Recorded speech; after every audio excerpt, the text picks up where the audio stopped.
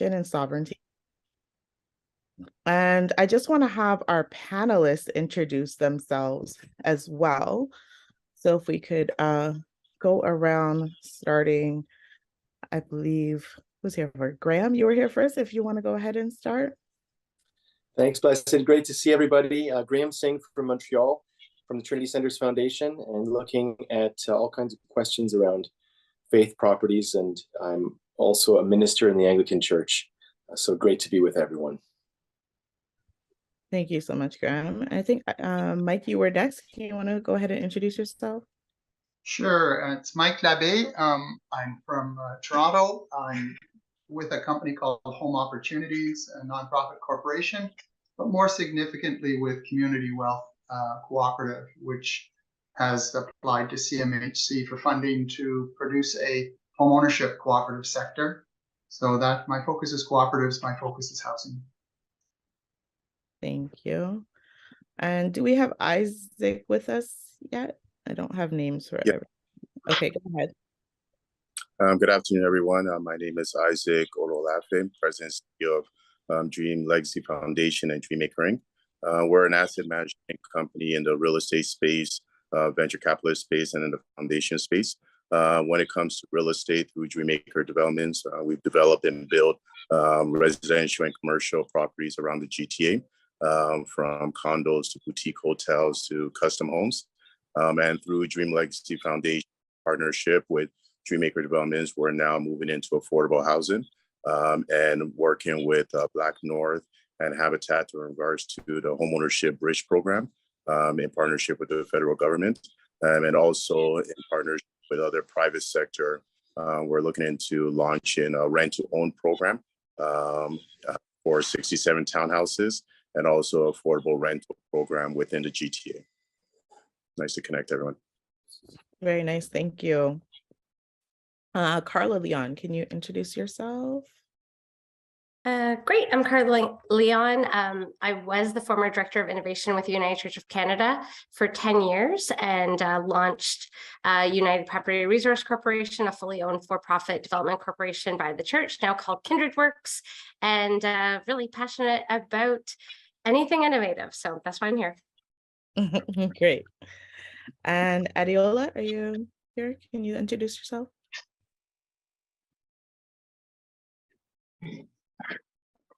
Adiola's running behind. Okay, they're not here yet. Okay, no problem.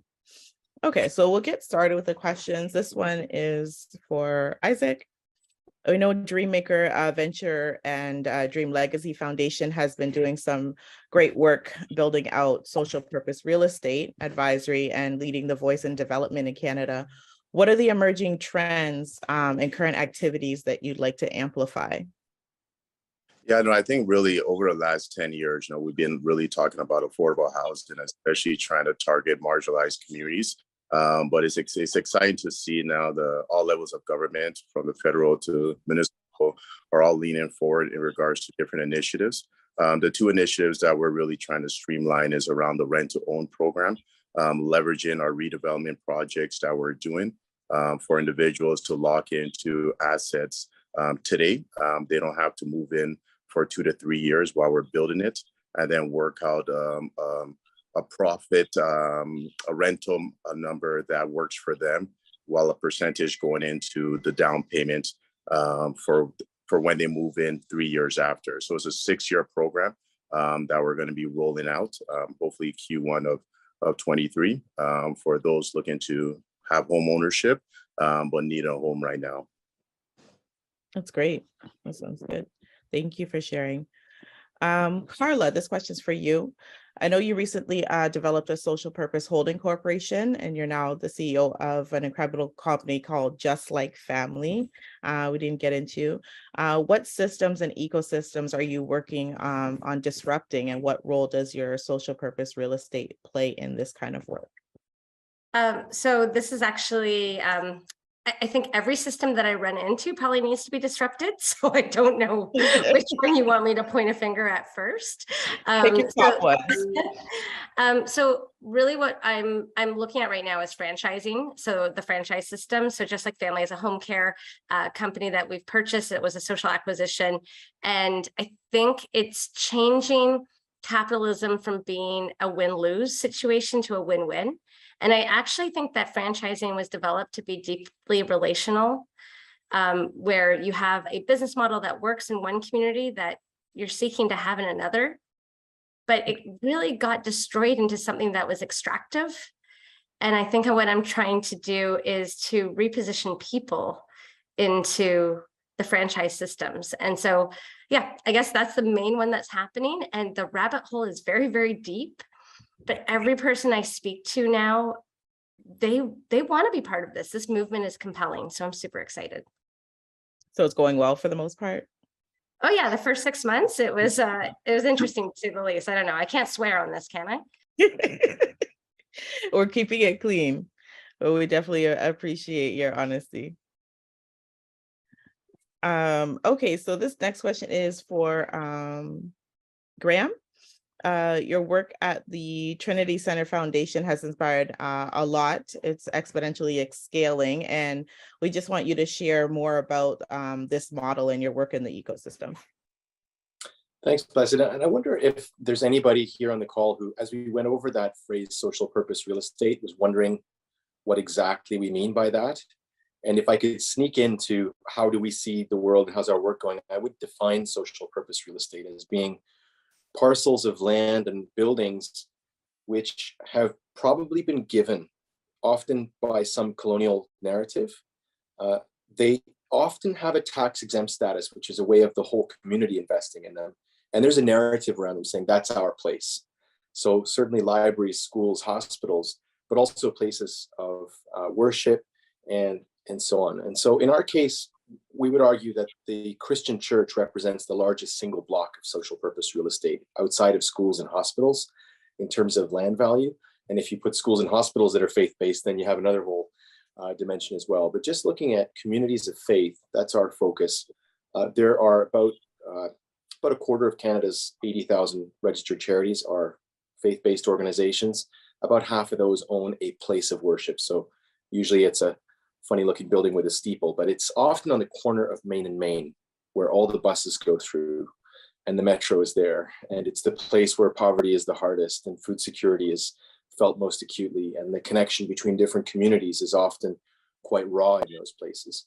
So our work is trying to look at those properties, realize that some of them are okay and they'll be fine in the future, but at least a third of them are in deep crisis right now. And those properties are coming out, in our view, too quickly into the speculative market. We don't have a strong enough social purpose real estate narrative or a social inclusion by social economy narrative. That's why I'm here today, to say, actually, these properties in some ways belong to us. And so our work is working with congregations who I would say before the pandemic, there were more who said, we think we could still make it on our own. We know that most things have died out and it's not our kids and our grandkids and our great grandkids left a long time ago, but we can still make it. All of a sudden after the pandemic, that has shifted, where those same congregational leaders are saying, we need the rest of this. They don't call it the social economy. They call it maybe the social sector, charities and nonprofits, but actually we need each other. And of course, the charitable foundations and municipalities, they're more on the side of the secular parts of the social sector than the religious side. And so our work is trying to bring those together. And just say one final thing. Probably the most exciting thing for us is we're working with 4 dioceses or regions or presbytery type of organizations, so regional church bodies, where they are trying to get it right. And in some cases, that's with housing. And the group that Carla just mentioned, we're really pleased to have been working and continue working closely with other church organizations, but we're trying to find ourselves in the middle between the faith-based organizations and the non-faith-based organizations.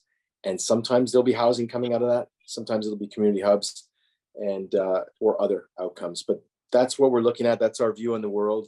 And it's so exciting to share that view with you guys today. Thank you for sharing. Are there any other recent developments that you've worked on? Like, can you talk about the work that you're doing with the McDonald Foundation? Yeah, so I think, yes, so in Montreal, we said to, a couple of the large granting foundations in Montreal, we said, could you help us really get the big church organizations together with the big foundations and the big charities, the ones who are already paying rent some other place? Could we put them all together? And as Carla said, these are going to disrupt all of their systems. Could we create a table where there's intentional disruption of all 3 or 4 of those elements? And we thought that was Montreal, because Montreal has a very low level of religiosity. We were surprised when the Calgary Foundation found out about it. They said, we want you guys in Calgary now. The same thing's happening in Calgary. And so that's really exciting. And probably the last thing in terms of very exciting things that are happening on that front is we're trying to create a new pre-development fund where housing may not be the primary outcome. And that will be through a bond that we've issued. And we hope to connect that with the Federal Social Finance Fund as well. We've got one version that will do that and one that just operates on its own, trying to help provide funds to the community organizations who are trying to see these transitions happen. So we're very thankful for our work in Montreal being something of a guide. And of course, Canada's very broad and many, many differences across the country as well. Oh, that's great. Thank you for sharing. Keep up the great work. This next question is for Mike. You've been working with the co-op in Lawrence Heights community related to affordable housing and social purpose real estate. What are some of the wins and systemic barriers in your work? Oh, okay. That's an interesting question. So Lawrence Heights, for those who don't know, is a TCHC project in Toronto. It's one of the revitalization areas that the TCHC is interested in. Most of you may have heard of Regent Park. It effectively was the Regent Park of North York, a very, very large development that is slated for revitalization. Phase 1 is complete. They are looking at phase 2 and phase 3. They are talking 3,000 units, including rebuilding the 600 units that were there for TCHC. And what I'm effectively doing is providing consulting advice to a cooperative formed of the residents, in particular the women of Lawrence Heights, that are interested in doing the revitalization themselves, so that it's not done by an outside force and an outside agency, and that it's focused on using the market units for the benefit of the residents of Lawrence Heights. So the redevelopment of TCHC is a given, but the way it was structured was 2,400 units was going to be offered to the private sector. Our goal is to allow 600 of those units to be owned by residents of both Lawrence Heights and the broader TCHC network. And you can do that if you control your own revitalization and control the benefits that are created through it. The thing that's been very frustrating to me is Regent Park triggered about $150 to $200 million worth of profits to the private sector, not one single dollar of which benefited the individuals who live there.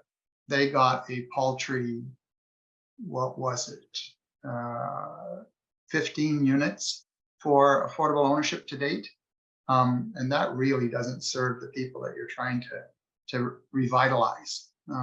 So that's been a focus of ours, but our primary overall focus is that we don't have a solution to the housing problem unless we have a solution that does not require grants and subsidies.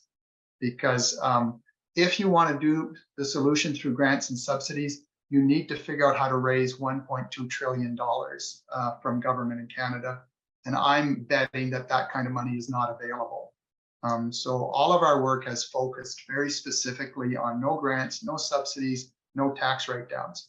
To the extent that with the new legislation in Ontario that's allowing us to waive development charges, if we went into a municipality with 1,000 or 2,000 units, we would have to cause them to raise their taxes by 20 to 30%. So we've predetermined that we won't accept the waiving, but we will look to municipalities to provide us with the guarantees we need to borrow the money to pay them. And so our model is very specific. You know, it's ownership. It's exclusively ownership. We should talk to Dream Makers. We have a lovely Save to Own program that never makes you a tenant.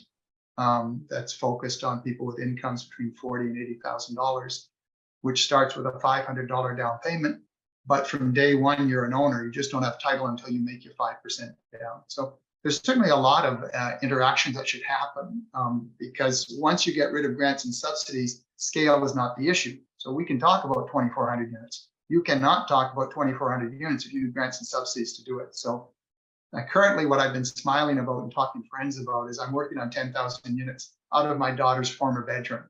And I laugh about it all the time. Knowledge is more important than money, it turns out. So yes, it's been an exciting time. And Lawrence Heights is a passion of mine because I fought with TCHC 20 years ago saying that I can allow 50% of your tenants a chance to own. And I was told by the CEO at that time that their tenants were not capable of ownership. And that is nuts. It's just completely. But what it turned out was important to that person was protecting the good tenants, keeping them in place to water down the bad tenants. And that's sort of unacceptable to me. You don't use people that way. Your whole purpose in life is to move people forward. And if the goal is to hold them back so it makes your job easier, there's something a little bit off in that regard. Definitely. So if you had a magic wand and you could change something to with regulation, what would it be? Oh, at this point in time, the regulations we're asking for are not insurmountable. They're all within their policy guidelines. My last step in the puzzle is Infrastructure Ontario money lent on the basis of it getting paid back when people sell. That last piece is all that I need to sort of put together a situation where somebody only pays an ongoing mortgage on 50% of the value of their unit. And that's the heart and soul of making ownership work for lower income people. And once you're allowed to do that, I've been smiling. I claim that I'm trying to produce housing for lower income people as a way of fighting poverty. But in truth, if you're fighting poverty, it's a reverse racism because everybody who's poor tends to be of color. And so you can fight poverty and still be in on an anti-racism policy without actually having to say it. Interesting. Thank you for sharing. I have a question for Isaac again. In terms of the national housing strategy and the carve out for Black communities, what are your thoughts on this based on the development work that you've been able to facilitate in the past? What are some of the recommendations or actionable insights that you have for stakeholders around this? Yeah, absolutely. I think it's definitely a good start forward for CMHC and the federal government. We've been lobbying and pushing for more inclusiveness when it comes to the funding coming out from CMHC. But not only just the funding to build the homes, what's also important for us is also the supply chain for the homes that are being built, because home ownership is one piece of it. Employment and creation of small businesses within those marginalized communities is another piece of it. And then institutional relationships is another piece of it. And that's what really holistically creates sustainable and economically sustainable communities. And that's what Dream Legacy's whole notion has been around. How do we bridge the gap for underrepresented communities, especially the Black community, when it comes to driving home ownership, when it comes to tapping into the supply chain, and when it comes to creating more employment, and indirectly that will come with more home ownership. So when we saw the carve out, we were excited about it because now they're going to be funding Black nonprofits or Black developers within the development space to create homes. And our hope in our proposal is that as we're creating homes, so let's say we're creating 100 townhouses, and the total size of the budget is about $40 million. Our hope is that about 20% of the budget is going to companies and individuals within the community that we're trying to impact, so that we're not just providing homes, but we're providing dollars back into that community. And also half of those homes will not only just be for home ownership, but for affordable rent as well too. And then financial literacy layered through a wraparound service, so that we can move them from just rental to home ownership, but once they're financially capable of doing that. So we're excited to $1 million carve outs.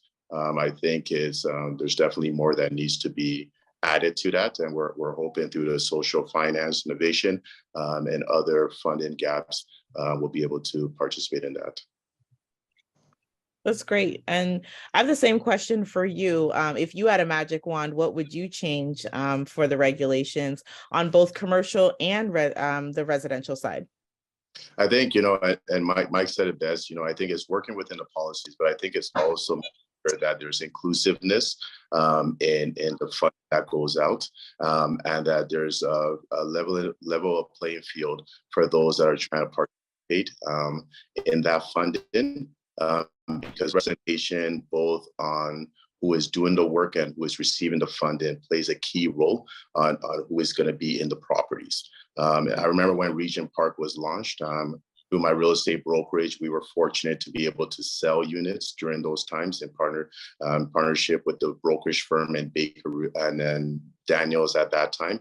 And I remember a lot of the families that were looking through the windows around the corner, seeing the long lineup of agents line up to select units. And we will go into those Toronto community housing and say, you know what, you could be part of this line too. But the reason why is not because they lacked capital, is because they lacked access. And that's a key component in everything that we're trying to do, is working with municipalities, provincial and federal, to provide access to those that right now don't have it. Thank you. I appreciate that. I believe Adeola from Ascendi Capital is here now. So if you want to go ahead and quickly introduce yourself, and then I have a question for you. Thank you. Sorry I'm late. I'm happy to be here. My name is Adeola Oladimidi. I'm the managing partner of Ascendi Capital. It's a private investment management company with a focus on real assets, especially real estate. Thank you. Perfect. So I know you recently migrated to Canada a few years ago, and then since you built Ascendi Capital, not only developed the vision for affordable housing, but you also raised capital. Can you share your journey with us? Yeah, thank you. The journey was rough. I can tell you that. But the good thing about it is that I think when it comes to affordability, I think there are ways we could go around this. To add to what Isaac just talked about, I think the bulk of the problems lies with the government. When talking about affordability, you have to put in place pro-construction policies and incentives for developers. I know CMHC is trying to do their bit in terms of putting in place a structure for Black community to access funds for development. But in BC and Ontario, for instance, there are policies that are just anti-development and construction. And that ties into the Black communities into the, and if you look at it, some of the things that I've seen out, I've identified as ways to solve this problem is, if you look at some of the abandoned offices, if you look at some of the abandoned hotels, these are properties that could be repurposed for affordability, because there has to be affordability before home ownership, because you can't jump from, I have to be able to afford one first before to live in a house before I can dream of buying a house. So we have to take it step by step. First, can I afford to even rent this apartment? So that comes with a job. Then if I can afford to rent this apartment, how long is it going to take me to be able to put together some funding, even a 10% down payment? According to the National Bank of Canada, it's going to take to even buy a condo is about 41 months, right? For just an average home to put money together for 10% down payment. So how long is it going to take it? So you have to repurpose all those kind of buildings, abandoned motels, abandoned offices. Let's repurpose them for affordability. Then we'll start solving those crises. Those are, in terms of my journey, in terms of having to address that problem, those are the ways I think we can do that. Those are the things I've seen that we could do to fast track this problem, to get us out of this problem that we're in right now. That's what I've seen, and I think that will help us get to that. We need to have about 5.8 million units by 2030 to address this problem. But we are not building that much. So to fix that problem, let's see the vintage properties that we have right now. Can we repurpose them? Can we upgrade them? to be affordable, to be livable, before we can get to point of, okay, let's make construction. So we have to complement construction with repurposing what we have that are not in use right now. That's a great suggestion. Can you tell us about the development of units that you have and how much capital you've been able to raise for this?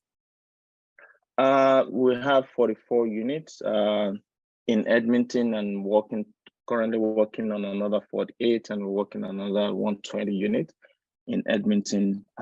For I think this the journey in terms of raising the money was rather rough, but we were able to raise about 4.9 million to close our 44 units in Edmonton just about 10 months ago.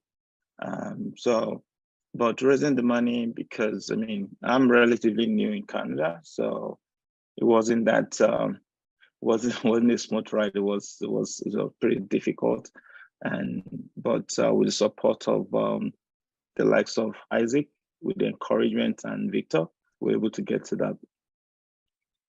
That's great. And how long have you been here? It's going to about 4 years now. I moved to Canada in 2019, March 2019. Remarkable work. Thank you. This next question is for Carla. As a leader in the social innovation space, what are some of the emerging trends in social purpose real estate across Canada, in the United States, or any other jurisdictions that you feel could be amplified or should be amplified? I think the biggest thing that we're seeing in the States that we're now seeing come to Canada is really a focus on moving from direct debt into equity.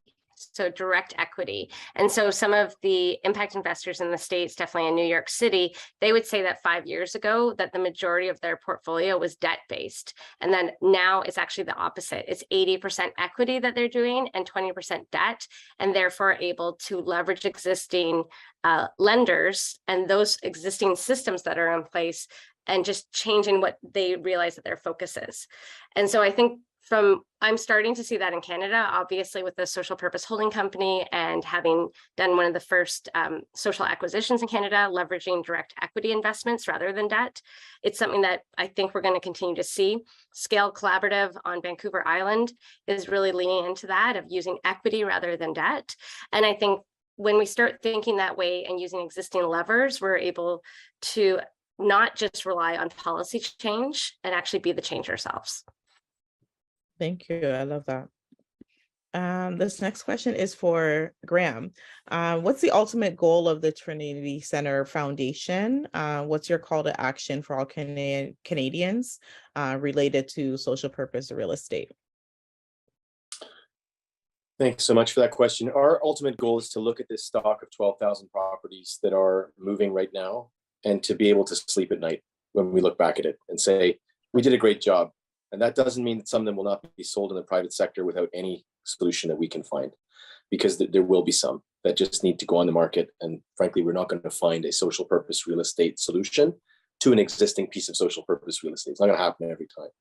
But there are times where we're going to look at that and say, you know what, not only did we see a great housing project come up, but it took something that Mike said, and it actually did it because the church owned the land in the first place. We didn't just behave like a traditional property developer. Or we did do something where some of those new ideas in terms of social finance came together. We did get 3 or 4 foundations to take an equity stake in an old church that was difficult to turn into a community hub because debt frankly didn't work, and we did it. So it's really taking that stock of property that particularly the church owns. You might have heard me mentioning the church and wonder whether how we deal with other faiths. What we find is we don't have a huge supply of empty mosques in Canada or empty gurudwaras. That day may come, but we're very pleased at putting 3 of Edmonton's Muslim communities into one of its oldest Christian churches. We did that on Good Friday, which was also during Ramadan, and it made for the best news story we've ever had. So I mean, that was an example of like a best case, fantastic outcome for us. But if I may just turn the question a little bit, I would also like to see us use this opportunity deal with issues of race. Mike, you mentioned it earlier, and we've been chatting a little bit in the chat here too. And I just want to salute some of the best ideas that I've had when we first started thinking. And although they weren't specifically housing work, Mike was one of the people who really did have faith in workarounds. And I thought, Mike, how is it that you have faith in so many of these workarounds? And as I've continued to work with more Indigenous people and other groups that don't have necessarily any kind of privilege coming into that situation, I realized faith in workarounds is something that we can give when we have privilege. And I think that's something that conversation like this can do. So I'd like to see that the white privilege, I'm going to call it that, of the Christian church in Canada is used to really push these levers and do the innovation, that we are not on the backside. And I would say this, I would say, with the notable and amazing exception of the United Church of Canada and the Property Resource Development Corporation that Carla just mentioned, the church is mostly behind on these things. And we used to be ahead. We used to be really ahead on those things. So maybe that's another answer, is I'd like to see us understand this, the privilege in land that we have in the Christian church in Canada, and be seen to be ahead of a wave of change and calling for these new models forward into here. So what do you think that we can do to potentially mitigate white supremacy in this space? Well, and I would probably just differentiate between white supremacy and white privilege. I don't know much about white supremacy in this, and I don't see a lot of white supremacy in the way I would define it. I see a lot of people who hold white privilege, and they don't know how that happened. You know, that's something that came generations before them. They're sitting there and they don't know how. I would typify that as group of a dozen great grannies holding on to an old Presbyterian church, and they want to do the right thing. They're holding on to a 30,000 square foot building. They've got $10 million in the bank, and they just don't know which way to turn. So that's the kind of white privilege that I think we see a lot of. Look, let's be really direct here, guys. Of all the churches that have closed in Canada, they have been the blackest, brownest, poorest churches that have closed. Those are the ones that go to private development first. They're often in the most priority neighborhoods. In my own Anglican church, and as I mentioned earlier, I'm a priest in the Anglican church. I lead one of the big downtown churches in Montreal. It's our Afro-Caribbean churches that have closed first, right? And it pains me, and I've written about this in the Anglican Journal. Uncle Johnson, the warden of the Anglican church, born in Jamaica, he will defend 16th century English behavior more than the whitest of the white person. You look at this like, Uncle Johnson, you know, brother, why are you why are you being so white? Why are you doing that? You know, there were jails for slaves in the Anglican churches in Kingston, Jamaica, and yet you're doing this. So whiteness gets into all of our instruments, especially in the church. And I would love to see us take stock of those with love for each other, with love for Uncle Johnson, not to chastise him or that kind of thing. But we haven't been honest about how this has impacted urban poverty. The wealth of the church has not done very well for urban poverty, and we could do so much more. And the rays of hope are there. Here we are today. Okay, thank you. So one of our panels yesterday, there was a lot of discussion on land, Black movements, and it's hard to develop on the scene of the crime if, you know, it is like a bit of a crime scene. So as a faith leader, are you currently collaborating with other racialized groups around this kind of work? We are, and I would say, again, I'm going to use a big generalization to answer this. And of course, with generalizations, there are all kinds of problems with this. But can you think of a church where there is, and let me go back to a mixed-use housing development where somebody who's benefited, as Isaac said, from affordability is now preparing to become the owner, right? The system is often working against that person because rents raise high, their employability doesn't work, they don't have the security of owning the property, they don't have other privileges.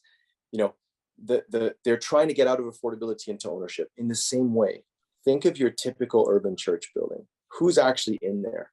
It's the Korean church, the Filipino church, the Nigerian church. They're renting while the older Anglican United Catholic Lutheran church is still there in the morning. We would love to see the Filipino church come to own that building.